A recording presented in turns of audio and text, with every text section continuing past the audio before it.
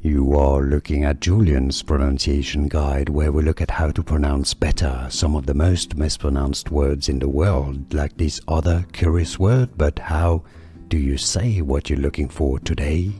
Let's learn how to pronounce this word, both in British English and American English. It's something that relates to a mitral valve. Mitral, not mitral, mitral valve. Let's learn how to pronounce this word, both in British English and American English. It's something that relates to a mitral valve. Mitral, not mitral, mitral valve.